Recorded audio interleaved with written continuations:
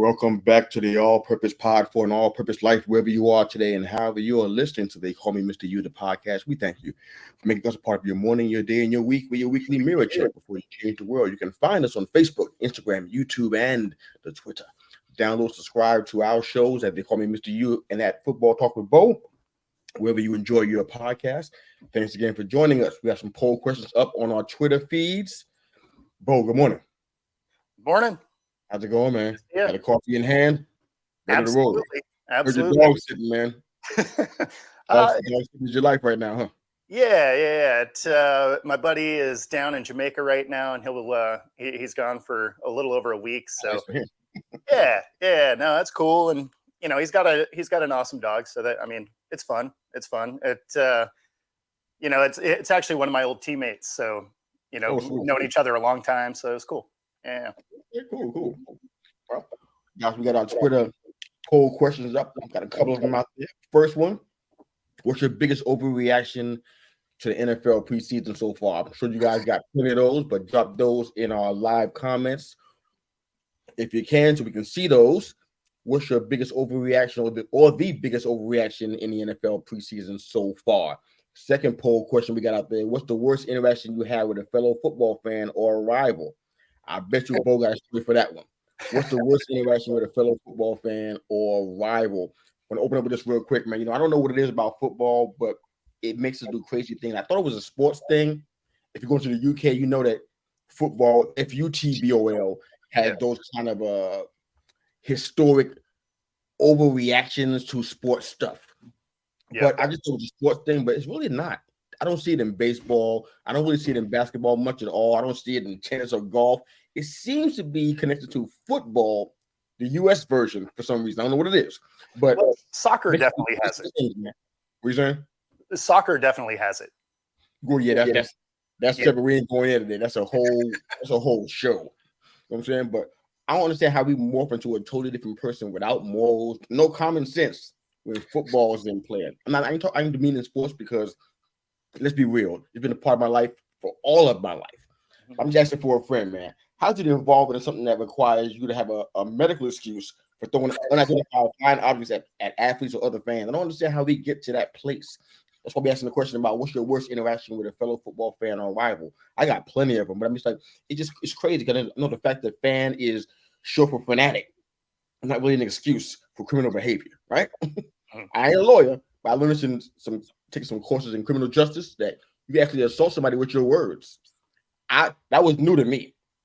I thought assault was like something you do with your hands, but you can assault with your words. Now, battery is something you do with your hands, only you can't batter somebody with your words. It's the actual act of physically harming somebody. But with assault, you can be on your computer, on your social media, hint, Twitter, pay attention, y'all. You actually cause imminent harm to somebody with typing in words on your Twitter feed. It's considered assault. Now, for all those who didn't shut me out, you heard the magic words. It's an open and shut case against you if you're using your social media account in that way. It's like we do that kind of stuff, especially, I don't know why it is, but when football season comes around, I see a switch flipped when it comes to the posts, how they sound, the tenor, the tone. It's just different. I'm like, what happened? It's just football. You don't play for the team.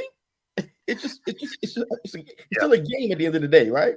Yeah, you betting on it, I'm sure. Some people are. Or you got rooting interest because your son's going to be he's on the practice squad or whatever it is, but it's still a game at the end of the day. But we turn this thing into nightmare scenarios, man. I don't know what that's about, man. But what kind of interaction have you had with a fellow football fan or rival? Anything that nice and juicy you can share with us? I mean, man, there's so many to choose from. Worst one. Share worst one. So probably the worst one I saw.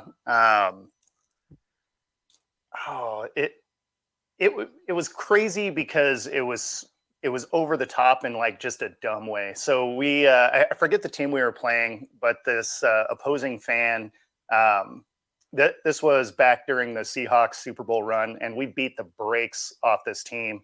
I want to say it was the Cardinals, but I don't remember exactly.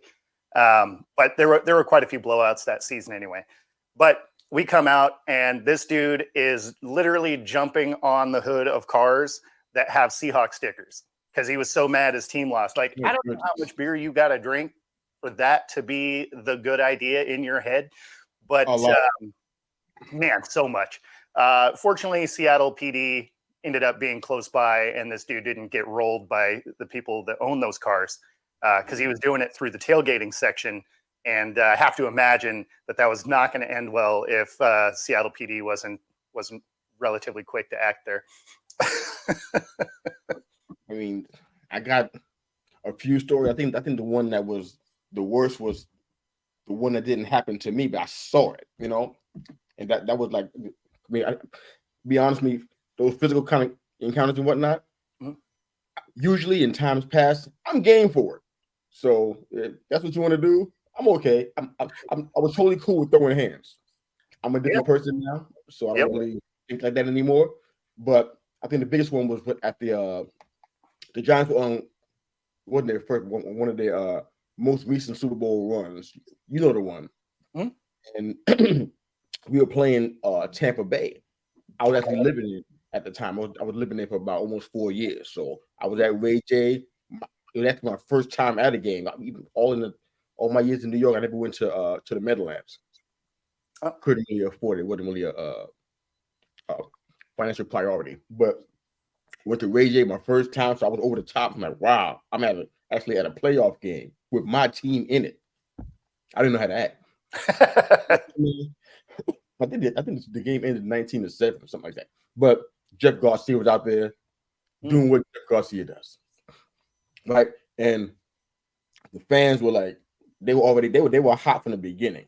The Tampa Bay fans out there in their pewter and black, they were already hot to start with.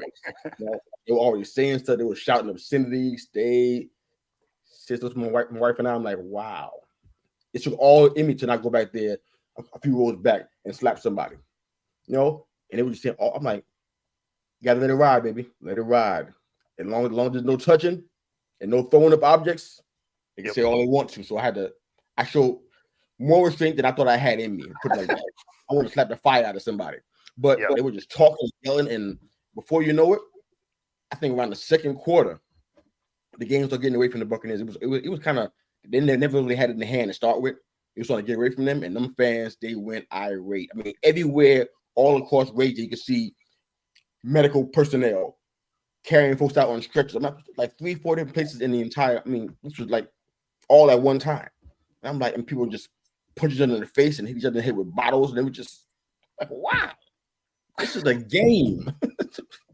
You're out here traumatizing these children. This is a game. A game you're not even playing. You don't work for the team. You're not personnel. You don't even coach. You're just a fan that bought a ticket to come watch your team play and watch them lose to the Giants. But this is what happens to us, and I don't understand that. And people call social media a cesspool, but we feel inclined to help make it that. I don't understand that. I got so many so-called diehard fans trying to convince me that their tweets are innocent and they post and nobody's really being hurt by what they say. Yeah, I'm not buying that stuff, man, because if you call somebody an inbred, it affects them. Yeah. I mean, it impacts them. It's throwing a rock and thinking that the rock's not going to hurt them. It hurts. Those words hurt. It leaves lasting impressions, and we do that kind of stuff, especially on Twitter. Can you agree with me? Especially on Twitter, Bo. Yeah, I mean, it's funny. You can make, especially Twitter. You can kind of make it the environment you want to see, though, because like when I see people that consistently devolve in that way, a lot of times I just kind of mute their profile, I'll mute them, and then that kind of stuff is showing up. So my feed tends to be more positive. You still get dumb stuff in there, like, but when it's people just really going that route, it's like, I don't need to see any of that, because I mean, it doesn't benefit anybody. It doesn't even benefit what they're trying to say, because I mean, at the end of the day, if your team got smoked, there's no amount of calling me names that's gonna matter, right? Like, right? I mean, it's just like, okay, yeah. I mean, I get it. You're mad. Like, we've all been there. It's amazing to me, and I notice this in other sports too. I mean, I don't care if it's boxing, tennis, golf, even basketball and baseball. Mhm. If you lose to somebody, you got no problem owning it and say, you know what, this guy was playing out of his mind. Yep. He was just hitting all the shots. You give props. That don't happen amongst football fans. I don't ever see it. You keep on denying the fact that the other team was good and they beat you. It's Yeah. like it was a figment of your imagination. Like it never happened. You can't admit it happened. I'm like, what is it about football that makes football fans act like this? Because there's some kind of psychosis that I'm missing here. It happens in every other sport everywhere except in the United States football. Yeah. The fans will not give each other props. They will not say, you know what, your team was better than our team. Mhm. They will never do it. They'll say you're lucky. They say you got a bad call. Yep. Every excuse in the world will come out of that grab bag. But they would not ever say, you know what, your team was better than ours. I even see it in college football too. Mhm. For sure. Michigan did what they did the past 2 years. And you know what? I ain't seen one Ohio State fan yet. Now, I got some really good ones on my Twitter feed. I'm pretty fortunate. Not one of them has ever said, you know what? You guys were better than us last year. They won't say it. Yeah. They won't say it. It's always we should have won, but whatever, right? And it's just like, okay, I mean, coulda, woulda, shoulda, you didn't, right? Like even if you were the better team, you weren't on that day, so they won't say it. Yep. I'll even take you were a better team that day. I don't like that one, but it's the lesser of two evils. I'll take it. I want you to say that we were better than you that year because we were, but they won't say it. Yeah, they won't say it. What is it about football that makes us, want to go that route? I mean, all jokes aside, for a second, though, pride has a really ugly underbelly, man. And we say stuff, that is in good fun, but we throw so many rocks at folks and we attack people, and it always seems to happen around football season. I want to ask you a question, though, because this is something that I think only you could probably answer. Okay. Much better than myself. But we're talking about our poll question. One of our poll questions was, what's the worst interaction you had with a fellow football fan or rival? But I want to switch for a little bit. Mm-hmm. Being in Seattle and being a part of the Seahawks culture, I want to ask you something. When you always hear about the 12, right? I guess it's in their way, the fans are unofficially a part of the team, right? The 12 fan, that came from that on or off to the field. Do you see entitlement as from the fans? Like, you know what, we are part of the team, so we deserve to be heard, or we should have any kind of treatment. Do you see entitlement at all coming from, that 12 thing? It kind of has some legs and it kind of grew, especially during the championship year and the years when they had the Legion of Boom and they were doing really good. That 12 thing was becoming, larger than life, so to speak. I mean, you even heard it. I don't think they played internationally at all when they were constructed together. I'm not sure they went overseas, but you've seen the 12 become a real big part of the culture and really prominent. Do you see entitlement coming from the fans on and off the field as being part of you kind of did a little bit from like bandwagon fans, but like actual Seahawks fans, not so much. Okay. And I think you would encounter that with bandwagon fans in any city, right? Is they weren't there for the struggle. They're there for, they're going to potentially win a ring, or they're going to, they're at least really good. And so it's trendy to be part of it. So they want to be loud and be like, oh yeah, whatever. But as soon as, your team starts to dive off a little bit, then they're nowhere to be seen again. Those are the ones that would kind of take it to a weird level. But like most true Seahawks fans, not really.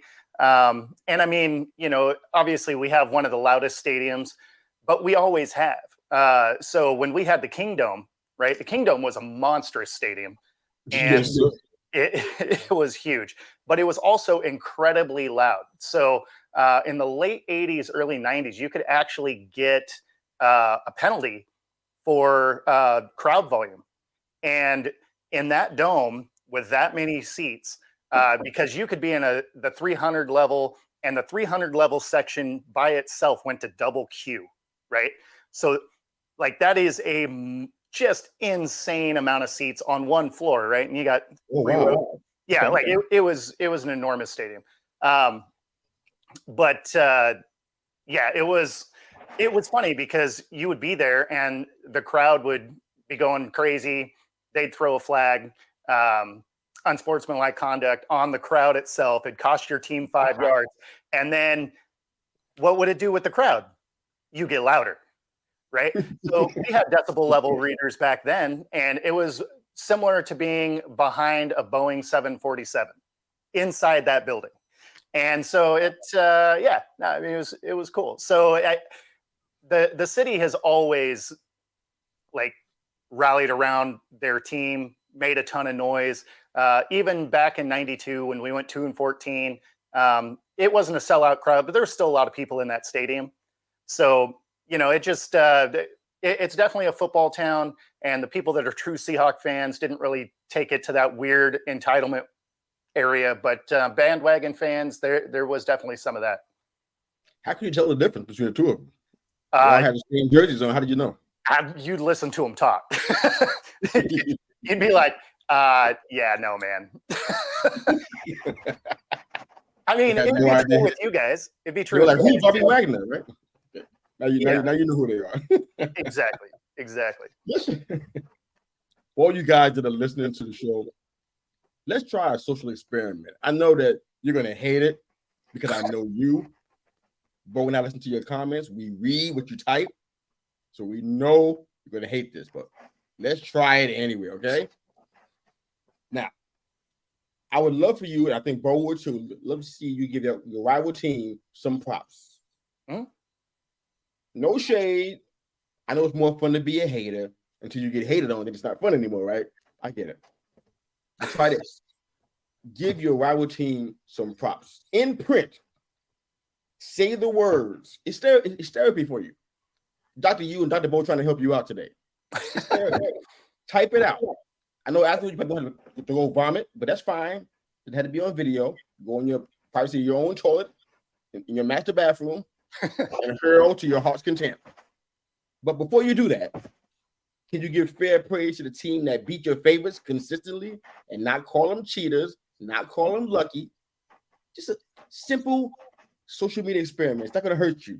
Well, it probably will, but it'll definitely hurt. It'll be over shortly. Go to your Twitter or Facebook or whatever and type out a nice sentiment for the team that beat your team consistently. If you can do that, you might become a better person. At the end of the day, you might grow and evolve and become a better person, a better human being. I feel like until you can do that, it's early in the day for that. You know who we're talking about. Until you can do that, that's who we're talking about. You guys. Now, so on that front, like one thing I always give the Rams a ton of credit for whatever reason, they play the Hawks tough. Like, I mean, I don't know what it is, and it hasn't mattered who the coach was. Like even Jeff Fisher, like he would pull out the weirdest things, and we'd get smoked on some special teams play. To be fair, he was a special teams guru to say the least. But yeah, I mean, for whatever reason, the Seahawks just struggle with the Rams. So I always give them a ton of credit because even if they're having a bad year, I never look at our team going in there like, oh yeah, we're gonna beat them down. It's like, man, I don't know. Any given Sunday, here we go. I think the Seahawks have challenges with the NFC West. Period, don't they? No, I mean usually they take care of business with the Cardinals, and then the Niners really just depends on the year. The Cardinals they relatively consistently get those wins, but the Rams you pretty much go into the year thinking you're going to split with the Rams. Yeah, that's a good thing. Well, football season get ready to kick off, man. The NFL and college football. Mm-hmm. We probably have more fights on the field that we had in recent years already in the first week. The chatter and the physical altercations, even with college football fans, couch burnings and all kinds of stuff is going on. Those numbers are probably up as well, and that's not a good thing. I think that history has been teaching us, but we haven't learned anything. Well, preseason, there's always quite a few because there's a lot of chirping and there's a lot of guys. Man. In the first week, you gotta show me numbers, man. In the first week, no, Bo. This has been more than a lot the of whole time. preseason, yes, but in the first week. Well, no, there's generally more in the preseason and I agree with that. in preseason games. Not in the Just first we week. got a lot of guys that are trying to get on the team, you know, and frustrations start to build. Like you see fights, especially in practice, all the time. I think the numbers I've been hearing they seem to be a lot higher in the first week to me, man. I could be wrong, Yeah. but What's the number you're seeing? I thought like a half a dozen. Okay. That's a lot to me. Yeah. It's the first week of the preseason. It's like, you're hitting your main guys already. The guys you're going. I know it's extra hot too in most places around the country too. I get that, but you got guys like Travis Kelce punching people like. Yeah. Really? You already got an edge. You need to have an extra one by punching your old line. Really? Well, so that was in practice, right? I thought they were playing. Oh, yeah. I thought that was a practice or camp or whatever. Because there was a few of them. I think DK Metcalf, I think, was involved in one on the practice field. I heard that last year. Did I not hear that last year? That seems familiar to me. Yeah. There's also a reason that DK gets an unsportsmanlike conduct almost every single game. Why would that be? Well, because he just doesn't let stuff go, and he doesn't. He'll carry it a little bit too long, right? Like if they're chirping back and forth, it's cool. He's very sensitive. But if it goes a little too long, or as soon as you put a hand on somebody or something, then the laundry comes out and it's a problem. But for whatever reason, I would say a good, 60% of the games, maybe 65% of the games last year, he had an unsportsmanlike conduct penalty because he'd be chirping with the DB, and then sometime throughout the game, he'd get that, right? 15-yard penalty, absolute drive killer most of the time. So as much as I think DK is an amazing athlete, that's something they need to work on coaching a little bit, because man, they need to coach him out of that. They need to dial that down a bit, because out of that, bro? It's not good football. It seems a little bit deeper. I mean, because like I said, his name is. I could be wrong. Correct me if you guys have some stats in front of you, or you have you Google it or whatever. But his name comes up. It feels like every year since he's been in the league, his name comes up with something like this. There was a game last year. I wish I remember what it was. It was on NFL on Fox out here, and that situation happened that you're talking about. Yep. And they had all the little hand fighting and whatnot. And there's some shoving. I think DK took a swipe at somebody, something like that. Yeah, that happens all the time with him. He's the only one, but it happens a lot with him. I'm like, can you coach him out of that? You sure? I mean, there's some other stuff going on there. If you're fighting every time you get out there. Yeah, I mean, call you a name. And I appreciate you having an edge when you hit the field. Like, you need that, right? Like, you want to be running hot. I get it. But when you hear that whistle, you got to be able to shut it down and get back and play another down.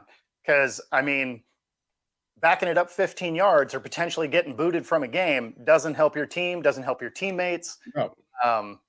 So those are some things that I'd like to see kind of phase out of his game. But, then you see things like that pop up in practice. So it's like, okay, I was thinking maybe he was headed down that road because he's starting to do a lot more interviews, stuff like that. Like, okay, maybe he's maturing a little bit. We're going to get away from just like dumb penalties. And then, you hear about squabbling in practice and you're like, man, come on, get it together. I don't know if the days of the master manipulator back then, the secondaries are still around. Them guys like Ed Reed, them guys, they'll be all in your head and rent free. I don't think we have like that out there right now. There's some guys that will fight you and stuff and push you and shove you and whatnot and try to get you out of your game. Those guys are still in the league, but sure, if DK can't handle this kind of, It's downhill from here. Well, the thing that's funny is I think he would be better if they were kind of like beating on him a little bit.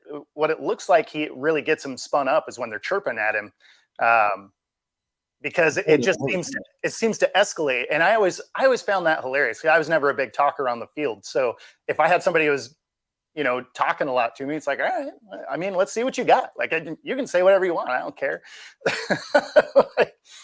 That's worse. The chirping is what you can't handle. Right? That's why I said coaching is not going to. I don't know if coaching is going to fix that. But anyway, yeah. Let's keep going. But Auburn and Alabama, there was an incident that happened. I think it was in 2010, and their rivalry is long standing since the late 1800s or whatever. I got a buddy of mine. He went to and played for Auburn, and he gets physically sick from the rivalry between them and the Tide. He gets like sick for real. But there's one fan, a guy named Harvey Updike. You ever heard of him before? The name sounds familiar. Yeah, he poisoned the legendary oak tree on Toomer's Corner in Auburn with a herbicide. Man, an iconic 130-year-old tree had to be cut down because he poisoned it. Got charged with 1 count of first-degree criminal mischief. It's like this is about football, or are we talking about something else here? That's why I said the same thing about DK Metcalf. We're talking about football. Is this a football situation? Because I feel like it's not that. No, like that's another baggage into it onto the football field where you actually get paid and where you actually work. You bring that other stuff into it. This guy went out of his way, because I don't think that Auburn and Alabama are 5 miles from each other. I mean, you traveled from your home to Auburn. You took a drive, or a flight, or whatever the distance is, to go poison a 130-year-old tree because you don't like the other team. Yeah, no, that's definitely not a football related thing. That's a you're not all quite there. Something is wrong. Yeah. We talked a while back about when you and I were talking about rivalries. We talked about the Yankees and the Red Sox. And if you look at it, always comes up the same thing. 73-year-old or 72-year-old at the time, Don Zimmer, charging the mound at Pedro Martinez from the Red Sox. Yep. Pedro sidesteps him, grabs him by the head, this is his own body weight, drives him to the mound. And everybody cursed Pedro's name like, oh, you hurt that old man. I mean, old man was charging. He charged around with his hands out like he was going to do something. Like, you going to throw hands at 72? I want to see it myself. Pedro said, all right, it's all right. Sidestepped him. Big Zim went down, and that was, but there was so much stuff going on during that rivalry, but it was like, it got so personal. It transcended the sport. That's my concern is about some of these incidents. You're taking, it's not sports related. When Kelsey was talking about how he had the issue with the guy that I don't know if it's a D lineman, whoever it was. His response was not good to me. I forgot what he said exactly, but he was saying basically that he refused to apologize to the guy. But he said this is all about what happens in football. I'm like, ooh, that's a dangerous precedent to me that's being set. You're saying that whatever happens on this field, almost like whatever's happened in Vegas stays in Vegas. It's not really a good thing in context. He's saying that this happened in football, in the football setting, so it's kind of legal. It's all good. I'm like, no, you punched somebody. Yeah. Ask the other guy, is it all good? You hit him, and probably said stuff to him on top of that. He said, I refuse to apologize. It's just football. It's settled. Wow. People poisoning trees, charging mounds. Like, it's getting real easy. Nancy Kerrigan and Tanya Hardin. That's an extreme example, or is it? Or is it what's been happening? That was just 9 years ago. That was a pretty extreme example, but because I'm saying, but this is what rivalry has evolved into. It. It's like it seems like it's isolated incidents, but it's kind of not. It's like this has been happening. There's more. Conor McGregor. I don't want to say the guy left in Nurmagomedov. The dude took one of those railings that you see at the NBA game when the players are coming in with their outfits on, and they pass by those railings. Conor McGregor took one of those, walked outside to where the bus was, windows, trying to get to Khabib. Yeah. Injuring other fighters and UFC staff in the process. It had nothing to do with my hometown. I'm trying to disgrace the name of my hometown of Brooklyn. I mean, he did get punched in the head a lot, so.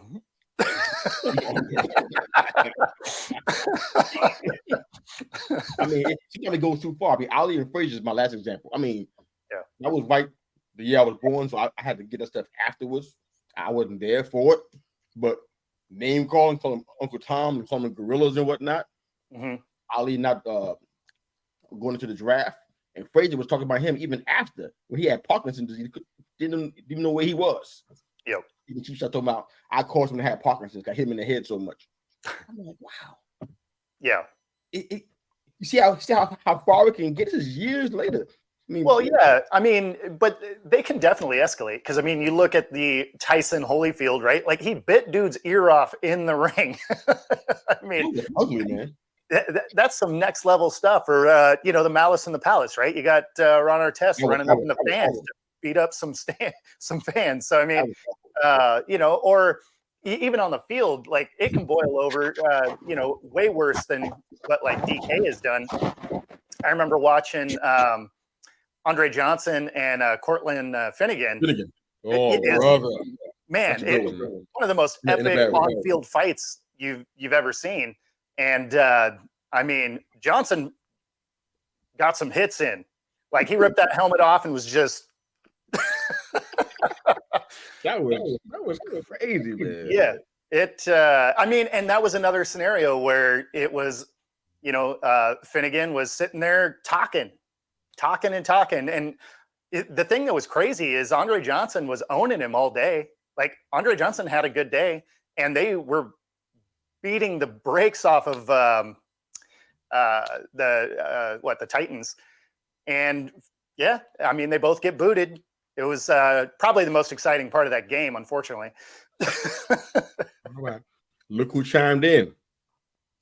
49ers and Rams are both great teams. Who's that talking to us, Bo? That's my mom. What's up, Mom? This morning. I like it. I love it. I'm assuming she's a Hawks fan, right? Yeah, so she's a Hawks fan, but also a Raiders fan. So okay. A lot of my family grew up, down in the Bay Area. So my dad was a Raiders fan, but I have no idea how he got there. He was born in New York like me. Moved to Cali, moved to San Jose. All of a sudden, I'm like the Raiders? When did this happen? Totally cool. No judgment. But yeah, so I want to give a few. I want to help out some of the folks that we've been talking about that have issues with their attitude and their anger. I want to kind of offer a few tips, if you don't mind. Indulge me for a second, Bo. Let me just kind of help them out before we get on with our NFL preseason stuff and everything and Pac-12. So, number one, you don't play for the team. Hear my heart. You don't play for the team. They don't pay you. If you call yourself the number one fan, it's nearly impossible to prove this, okay?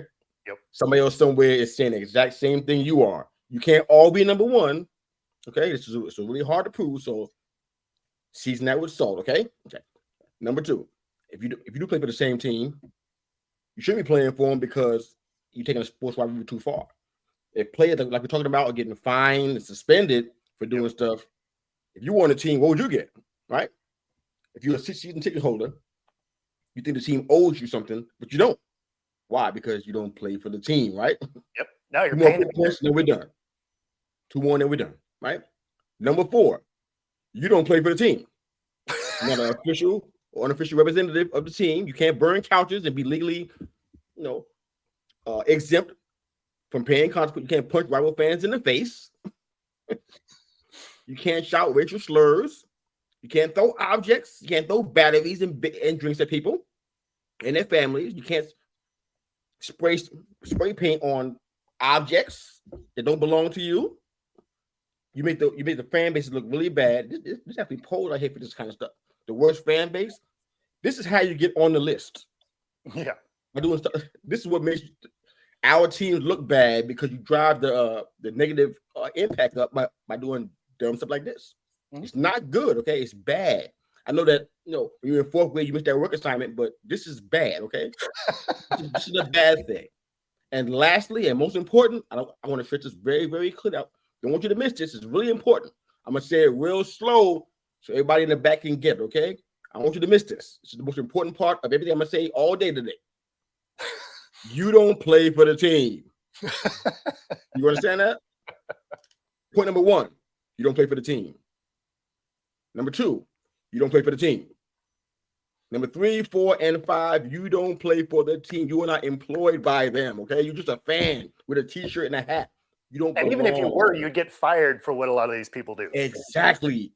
Yeah. And put out of the league. You'd be in the CFL or something, or try to be in XFL or something. Yep. It's crazy. All right, bro. NFL preseason, what you got, man? I mean, there was good and bad, right? Like there was Tell me about the guy from was it Chicago? Yeah, Justin Fields. No, yeah. Not him. The other guy. Which one? The receivers? Maybe you can make me look it up. Which guy are you talking about? Like there was plenty. A guy that had a really wicked day, but game. Like a guy that had a regular day that you tell me about. I'm trying to. This is live podcasting, y'all. Nathan Rourke from the Jags. Oh, from the Jags? Yeah, he broke 4 tackles, right? Oh, yeah. They're back up. Gotcha. Yeah, I thought you said the Bears. I'm like, I don't know. That's what I thought. Okay. Yeah. So the Jags, their backup quarterback, he played last season. I think he's actually a third stringer. But this one play alone probably gets him that third spot on the team. Wow. But it was impressive. It showed a lot of poise. Ball was a dart. It was it was impressive to watch. But yeah, basically he had 3 guys hit him in the backfield that he was able to get out of the grasp. He was actually wrapped up and then threw a dart 20 yards down the field for a touchdown before he was tackled. So it was impressive to see. Let's see his Bigsby. Yeah. So, okay. But yeah, he played, I guess, last year up in Canada in the CFL. So. Wow. Okay. So didn't know who he was, but watching that was pretty cool. Okay. What else has been going on in preseason? I haven't gotten a lot of it, so I'm relying on you. I got you. Yeah. So I mean, like there's quite a few things. So like CJ Stroud struggled a little more than I thought he was going to. Yeah, I heard. You know, Jordan Love looked pretty good. So that's encouraging for Green Bay fans. Oh, absolutely. You know, it's he has some good talent out there, man. They're not bums out there now. You got some good talent out there. You just for sure bring it all together. Yeah. So I mean, there was definitely good things. Watching the Saints and KC roll their starters out. That Saints offense looked like it could do some work this year. I had them as the before any of this started, I had them as the eventual winner of their division. The division's not very good, but this is the first time Derek Carr actually has a defense, because the whole time he was with the Raiders, they basically had a bottom 3 defense almost every year he was there. And although their offense could put up some points, if he ever made a mistake, you couldn't rely on the defense to get the ball back for you. That's a tough way to win a lot of games. So it's encouraging to see him having, not an elite defense by any means, but having a defense. And, he still has some decent talent on offense. So they're going to be a good team to watch. That's the part nobody talks about, the defense. Yeah. Nobody, they talk about him. I'm like, the man he has the kind of numbers, even on the Raiders, that most every other quarterback has. Yeah. Whether it be 4,000 yards, whatever it is. I mean, he was doing that part. Yeah. His interceptions were more of anybody else's, really, I can think of. Pretty average interception numbers. No, that's the thing, right? Like he's not the elite top 5 guys, but he's not, Baker either, right? Like he's that middle tier, right? Like, I mean, Baker's that guy, like he can come win you a game randomly, but then he can also just come lose you a game, right? So, Tampa's fun. Yeah. So Anthony Richardson rather. Oh yeah, how do you do? So he did exactly what you thought he was going to do. What I think he was going to do. he looked. He's athletic. He moved around all right, and made mistakes, short throws, right? Which was yeah. I mean, he threw a laser to the other team in between his two receivers. So I mean, it was one of his first throws of the day. He did settle down a little bit and get a little bit better, but it was kind of what I was expecting to see out of him. There's going to be a lot of mistakes, and his short game is a problem. And unfortunately, in the league, that's a big part of your passing game. Oh boy. You don't generally get to stretch the field all day. That's one or two shots throughout the game, and then a lot of it is inside of that 15-yard range. So the one that is a bummer for Niners fans is Lance didn't look great, and their second unit O-line looked like they're going to try and get more quarterbacks hurt. Lance went down. He played he played 4 series, and he got sacked 4 times. His first 3 drives were 3 3-and-outs, and it was like -1 yard. So not a string.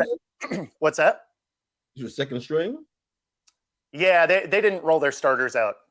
Oh, okay. So yeah, a lot of their offensive line was like second string guys. So their starting units are going to be good. But if they got to filter guys in or dudes get hurt, what they have in depth isn't going to be as effective. So watching if they start to get beat up on the offensive line, that's where they could have some real problems as the year goes. Okay. We got a question about Richardson from the Herb and Raj podcast. Will Richardson be able to develop in the NFL like he might have been able to do in college? How many years was he in college? I want to say 2, but that's what I thought. I'm just not totally sure. Maybe we can look it up. But yeah, I don't remember. I mean, this is the only reason why I even know about this is because, well, 2 reasons. One, because the proximity of where we are, we get to see a lot of Florida games. Sure. Secondly, some of our best friends are big time Florida. I'm talking about like straight up Gator fans, right? So whenever they're on, they're playing on TV, which is usually a Saturday afternoon/evening most of the time. I can't really talk to them because they're going through some kind of crisis because of what's happening on the field. So that's how I know what's going on. But every game I wouldn't be able to talk to them about the game, so I would tune in to watch. That's what made me watch it. I had no interest until my friends were talking about it. So I would watch it and I would see what you're talking about. Issues with the short game. I would see issues with accuracy on deep passes. Just some decision-making stuff, especially when the pressure's on and when the pocket collapses. I just seen him just making some bad decisions. I mean, maybe now you're chucking the ball and going down, trying to throw the ball and giving up pick sixes. I mean, I watched that stuff so many times over last college football season. And for me, I'm like, those are kind of things that, like you said earlier about a different topic, maybe coaching can fix that if you have some time, Yeah. Kind of out of you. I think he was only there 2 years. I'm like, that's not. He was there for 3. He only played for 2. So his first year, he had, I think it said 1 attempt. So still case in point, though. It's still 1 completion, 2 attempts. It's not 3 years, though. Well, I mean, it's 2 years. It just means he was on the team. He just didn't really play. But and honestly, again, it's not 3 years. Then it's only 2 years. In 21, he didn't really do much either. He only had 64 attempts for the season. So, I mean, he only had 1 true year of playing. I do think it's something he's going to get better as it goes. I think where he got selected was kind of a disservice because he's going to get rolled out there right away. He's starting, right? I mean, we'll see, but probably. But I mean, that's the thing that's a bummer for him because he needs time to develop. Like he he really needed this season to be holding a clipboard and learn some stuff and work with the second units and work on that short game that is so important in the NFL. Because obviously the dude has a rocket and can stretch the field. But again, you only get a couple of those every year. So it's, every game. So those short passes, you need to make sure that it's your team, because those can lead to points on the other side real quick if you get intercepted in an out or a flat or a screen or, something like that. Like, there's nobody behind that guy. So if he gets it clean, he's gone. So, I don't know. I feel like, unfortunately for him, he's going to get rolled out there sooner than he's probably going to be able to. It's actually why I thought maybe if he was still on the board, Seattle would take him, just because he'd get to learn behind Geno, and it would be the Seahawks player development is really good. Yeah. And so I feel like that would have been one of the ideal situations for a guy like that, amazing raw talent, but needs some work. And I feel like him just getting shoved out on the field. I mean, he's going to get a learn, but it's probably not going to be pretty. Yeah, that's not the right environment. And I think the Colts got so many problems. Yeah. I really feel like that's just that makes it even worse. It's like, I mean, they may not have any prospects to get, into the playoffs. They might not even be their plan, Yeah. They could be thinking game to game, but it's like, you're going to let that man, he's going to take it on the chin if he starts. He is. It's like, is that what you want for somebody who, in my opinion, didn't get enough time in coaching? Urban Rocks podcast said it is 3 years. Yep. You can't develop even as a backup. No, in the NFL. Yeah. I don't know. I mean, in college, it feels different to me. In college, I feel like you need to have reps, and you can't develop on the sideline. Even some of the guys that were on Michigan, they did like Cade and JJ. They did good as a backup because they got a chance to play. Yeah, I think you'd be opening up the wins on opposing teams so much that you can rest your starter and bring your backup in. Yeah, that's not happening with the Colts. They're not going to be blowing people out. It's not happening. Yeah, they're in disarray, to say the least. So you're going to have that guy. I believe it's a lot harder. I believe it's harder for guys to develop, especially like a quarterback in the college ranks as a backup. And the only reason I say that is because they're also going to be going out with the second unit, but in college, right? And most college teams have, like high-level college teams, will have 3 to 5 NFL guys, maybe, right? And ain't none of them on the second unit. So you're not playing with top talent or against top talent when you are a second unit quarterback going against your second unit, third string, whatever. You're just not getting the same looks, at least consistently. I'm sure you get some first team reps, but it's not going to be a ton. And for the most part, you're going against lower talent. So, I mean, yeah, you can develop as a backup. Much harder to do at the quarterback level than if you were a linebacker or a lineman or something like that, because there is a lot of interchangeability with your first and second string guys to get rest or whatever. Whereas, when your quarterback's out there, that's your dude. So, but when you look at the NFL level, your second and third string guys are still All-Americans, right? I mean, your second string and third string guys are still most of the best players on any of the college teams they were on. Fair enough. You guys got some love about the Seattle comment. Seattle would have been much better than Indy. I agree. That's because of the coaching, like you said, player development. Yep. But another question I want to talk to you about real quick. All these first rounder quarterbacks are going to be hurt by having to start this first year, not just Richardson. I'll start. I want you to chime in after this. Honestly, I'm kind of a I won't go as far to say a football purist, because I don't not the phrase I want to use, but I think when it comes to quarterbacking, I really feel like those guys should sit for some semblance of time. Mm-hmm. I don't care how good they are, honestly. Yeah. I know that's blasphemy to some folks. Like, oh man, he was a top so and so. He should be starting. Okay. The games, yeah, you guys are using the same component. College and pro, it's still a football. It's the same in both of them. Probably the same size, probably the same weight too. But the game is different. It's different. The pacing is different. The speed is different. Even to some degree, the play calling and stuff. The thing they do in college that they don't do in the NFL. I don't know why. It's just different. More of a play calling variety. You see more things that you don't see in the NFL, and vice versa. I think that they need to have some time to ease into it, at least a year to ease into it. What's the rush? So to answer the question from the Herb and Rob podcast, we love you guys. These guys are on 8 a.m. I'm sorry, 8 p.m. on Monday evenings. I believe it's 8 p.m. CST. I believe. I'm actually going to hang out with them one of these days. Oh, sweet. Yeah, it should be fun. Should be fun. Yeah. Looking forward to that. Yeah.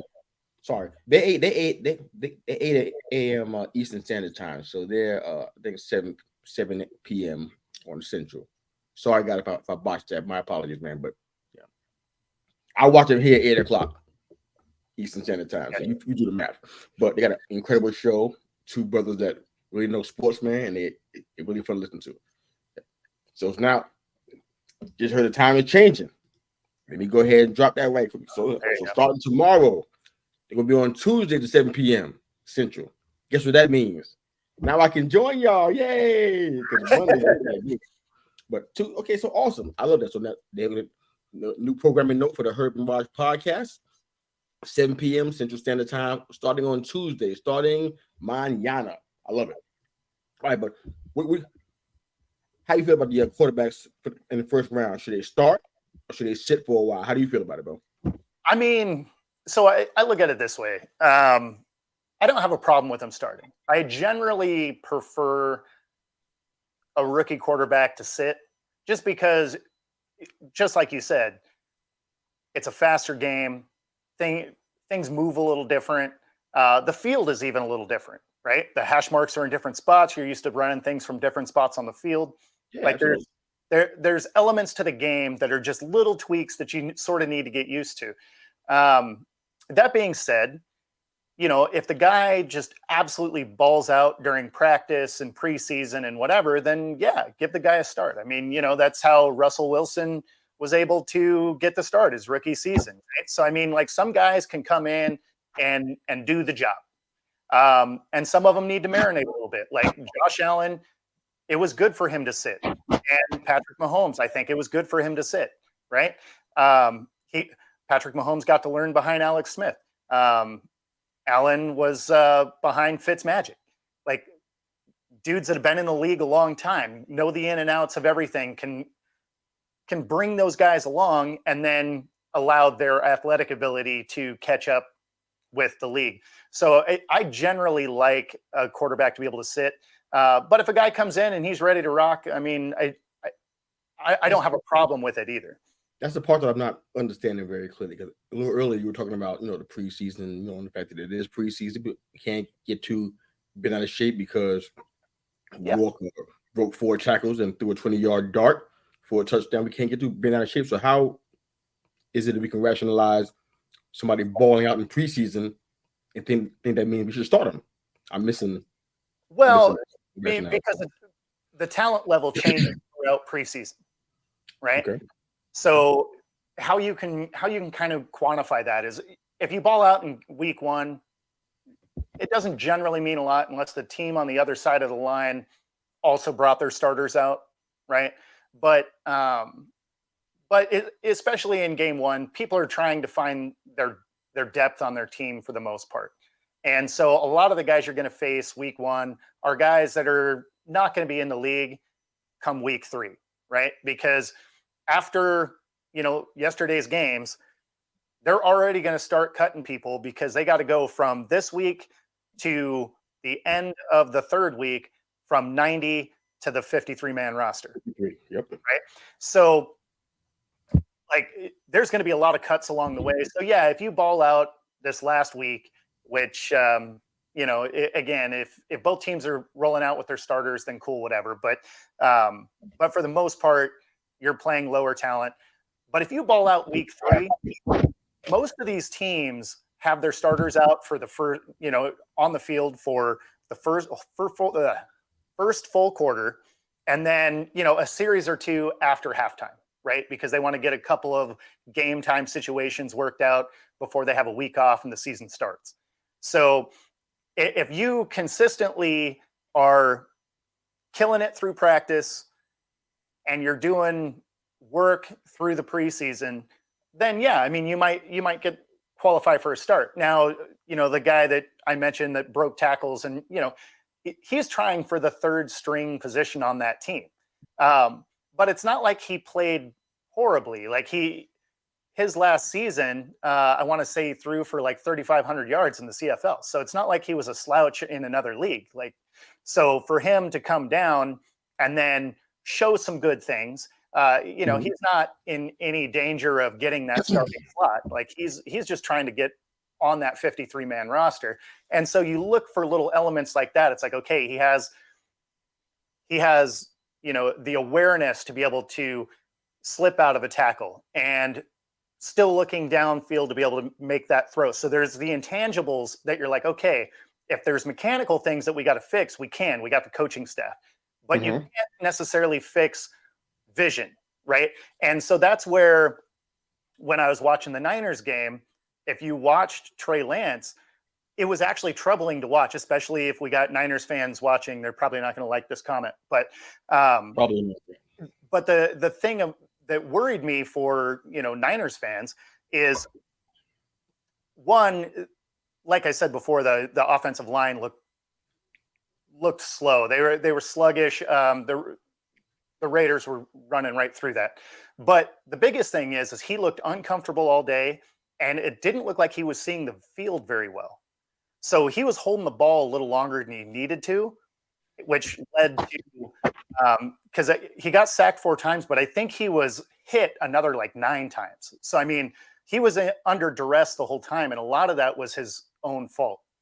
And yeah, so that's not encouraging if you're a Niners fan. Now, some of it you can say, okay, it's rust because he hasn't played in 11 months or something, and he only played for a game, and then it was another almost year before he played his last game the year before. So, I mean, I can accredit some of that to being rusty because you've played 2 games in 2 years. But to the same end, if you're not seeing the field, that's not encouraging, because even if you're hurt, like, you can still be doing mental reps on what you're seeing, right? Because it's not like he wasn't in the facility, he wasn't on the practice field, stuff like that. Like, he was still out there. So if you're having those kind of issues, that doesn't say good things. So then all of a sudden you have a real question, like, who is your number 2? Is it going to be Lance or is it going to be Darnold? Because, Darnold actually looked a little more fluid out there, far less athletic, obviously. But, yes. but I mean, so there's, I don't know. I feel bad on that front for Niners fans because, I hear you, because I was always out of the 3 of them, I was always a Purdy fan. Okay. I love what I saw that he was doing. Sure. It sounds like he's not going to be ready for a little while now. So you're talking about the 49ers and the Colts. I see a similarity there. Maybe you don't see it, but I see a similarity with their depth chart, because now we're talking about Richardson, and I went ahead and looked it up. Unofficially on the depth chart, Richardson is starting, followed by Minshew and Ellinger. I'm like, So here's the problem. If Richardson goes out there and stinks up the joint, because the Colts aren't going to be good, you might be going back to those 4-13 days. Mm-hmm. That's probably going to be happening now, or 4-12 back in the day. But now we got 17 games. What happens then? His confidence is shot. You're going to bring in Minshew. I mean, come on, man. Be honest about it. You're going to bring in Minshew, and what's going to happen? Minshew's going to do Minshew stuff. He's going to win some games. He's going to electrify a crowd. Electrify a crowd. Is that what we're here for? Or do you want W's? I mean, people like to watch exciting football, though. That's Do we why. want W's, Bo? Do we Hey, want W's or do we want L's? the thing is Minshew wins. Minshew is basically the newer version of Ryan Fitzpatrick, right? Like he'll go out there and randomly win you a game, and then he'll also lose you a game because he'll just kind of sling the ball around. So it makes for entertaining football. The problem I have with starting Richardson is it does exactly what you're saying. Like it'll be a confidence crusher if you have to pull him out and put Minshew in. But Let Minshew start. Well, that's the thing is let Minshew start. And then if he struggles, then that's where you make that position, right? Because it builds up your rookie. You know that Minshew is a bridge quarterback at best. And so he'll fall into that secondary role without too much problem. But if you start Richardson, it's going to be really hard to then bench your fourth overall pick. Like you can't put the genie back in the bottle, right? So if you can, you start the guy that you know ultimately is not going to keep the job, and then when it comes time, it also gives him a few games to either come in late in a game if they're getting beat down or whatever. But it allows you to bring him in a way that it's like, okay, well, we saw what this is. It's not going to work. Let's bring our rookie in and, see what we got, as opposed to you start him. And then if you got to bench him and then bring him back, it just, I don't know. It mentally could do that Carson Wentz thing where Nick Foles comes in, wins a Super Bowl, and then he's just never quite the same again. I feel like they were trying to give Ellinger a chance. Yeah. To do that. When they brought Minshew in and said, his chance is over. So it's like they got three quarterbacks. And when you have three quarterbacks, what's the rule? If you have three, that means you have none. Oh, for sure. Yeah, I mean, honestly, if you have I don't know what this is. This is going to be those two. Now I'm going to start watching them more now. The Colts and the 49. I'm going to watch more because that quarterback situation is a problem in both of those places. Good morning, Tino. Thanks for joining the show, man. We appreciate you, man. Yeah. All right. So, wow. Okay. JT, who's that? Urban Raj, who's JT? Help me out with that real quick. I don't know who you're talking about. Talk about Jonathan Taylor, running back. Oh, Jonathan Taylor. Okay, well that makes total sense. Yeah, really kind of just exacerbates my point too, because like you want him to stay inside that situation. I mean, the O-line is going to probably be a good one. They usually have some pretty good players and some solid guys. They had Quentin Nelson, other solid guy they got brought in, but they're not winning. It's just not winning. Well, like, I don't know. I mean, in the division by itself, just that by itself, they're going to be challenged to win anything. Yeah, I'm going to say this and just go on record because I feel good about it, but I wouldn't bet money. I'm not a gambler anyway, so it wouldn't matter. But I think the Texans are going to be better than what people think they're going to be. Yeah, I mean, I think Taylor is in a tough spot because, it hasn't been great for running backs as of late to miss time and then have a meaningful career later. But I get an apprehension of why you'd want to be out there because that offense is going to run through you because having an inaccurate quarterback, if he starts making mistakes, it's going to be a lot of and if you're in a contract year and you're trying not to get hurt, having 30 carries a game is not a great way to stay on the field. Absolutely. So I get it. Yeah, no, I totally. You got an owner who says dumb stuff. Irsay does say some interesting stuff. Yeah, man. Dumb. Yeah, Bo. Dumb stuff. No, a lot of the time. A lot of the time. So yeah, I mean, that's a tough situation. I mean, obviously the running back situation as a whole is just weird this year. And none of them getting paid, right? So just kind of a weird environment for running backs at the moment. So in a self-preservation type of thing, I do sort of get why he may not want to go out there. And of course, why he wanted the trade. It's like, okay, get me out of here so I don't, get super beat up on a team that ultimately isn't going to do great this year. Absolutely. I heard some places where he was talking about what people were speculating he was going to go to. I'm glad he's not going to those places. That'd be ridiculous. Or stuff like Miami and Philly. I'm like, oh no. I mean, there's still a chance. They're dumb. But the great show. We did not touch the Pac-12, so guess what's going to happen next week? We're going heavy college football next week. Yeah. But thank you guys for joining us. And don't forget our social experiment, guys. If you are one of those folks who lose your mind during football season and you forget your name, address, and blood type, and you don't know how to act, go to your Twitter, specifically Twitter, guys, with your social media, and type out something, tweet something nice about your rival team. It's like therapy. It makes you feel good on the inside. I feel like that. It'll wash over you like rain, make you feel good and wholesome. Type something about your rival team that a nice sentiment. They're a great team. They have a great running back, great quarterback, whatever it is. They took some really nice L's. And press in. And press in. No shade, no snarky remarks. It'll help you. It'll make you feel better. Trust me, you'll be a better person as a result. We're going to be talking big Pac-12 and college football next week.